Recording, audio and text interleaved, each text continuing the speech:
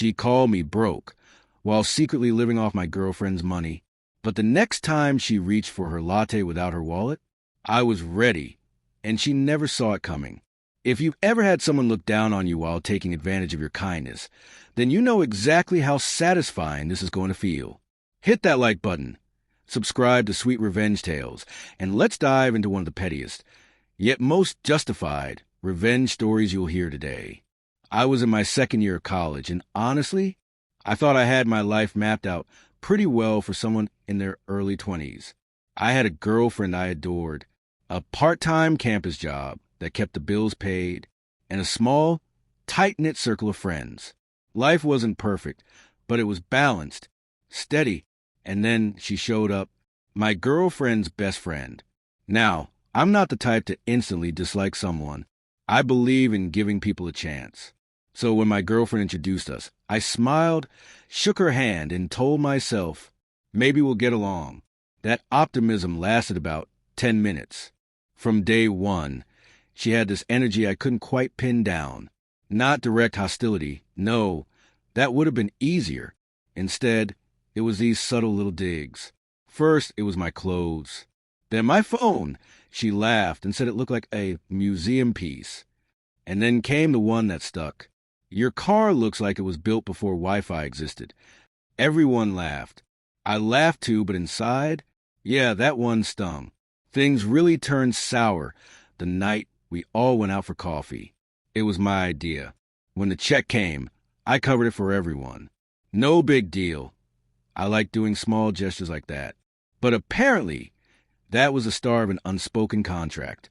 After that, every time we went out, she'd forget her wallet, or she'd nudge my girlfriend with that sly little smile, like of course he's got it. At first, I brushed it off, but the forgetfulness became routine, predictable, and then came the breaking point. One afternoon, my girlfriend sat me down. She looked awkward, and then she told me something her friend had been saying behind my back. He's cheap. He didn't even want to split the cost for a weekend trip we planned. I just froze. Cheap? She was talking about a $300 trip, a trip they decided on without asking me. At the time, I was broke, juggling classes, work, rent. My parents didn't have a safety net for me. Every single dollar I had, I earned. I wasn't being cheap. I was being responsible. But here's the best part. The trip went ahead without me. And on that trip, my girlfriend ended up paying for her entire vacation, including her friend's expenses. Because guess who didn't have enough saved?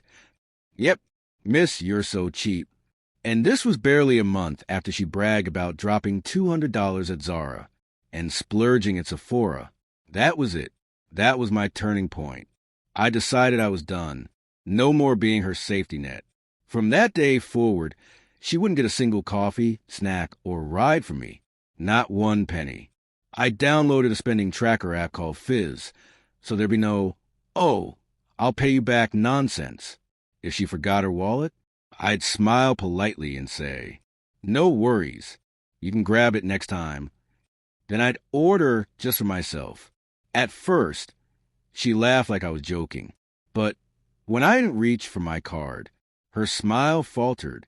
The next few weeks were glorious. She was suddenly digging in her purse, scrambling for change, mumbling about needing to hit the ATM. The shock on her face when she realized I wasn't ever covering her again, pure gold. She started making smaller orders, no more $8 fraps, just plain coffee. Sometimes she'd even skip outings entirely. My girlfriend noticed too. One night, she leaned over and whispered, "It's weird seeing her actually pay for her own stuff." I just sipped my drink and said, "Guess times change." But the peak moment? Oh, I remember it perfectly. It was a Friday after class. We were at a cafe, and she walked up to the counter with her fancy seasonal latte order. Then she just stood there, waiting for me to hand over my card. When I didn't, she said, "Oh, I forgot my wallet." I smiled. "No worries. You can grab it next time." Her eyes narrowed. She turned to my girlfriend, expecting her to bail her out. My girlfriend shrugged. "Sorry, I'm short today." The silence was delicious. She huffed, put the drink back, and ordered water instead. It was such a small thing, but in that moment, I felt like I'd taken back all the respect she'd chipped away at. Sometimes you don't need to start a fight to protect yourself. You don't need to scream or make a scene. You just stop giving people access to the parts of you they've been taking advantage of. Boundaries aren't rude. They're necessary. If this story made you smile, smash that like button and share it with someone who's been in the same situation. And tell me in the comments, what's the pettiest but most satisfying boundary you've ever set? Don't forget to subscribe to Sweet Revenge Tales for more stories just like this one.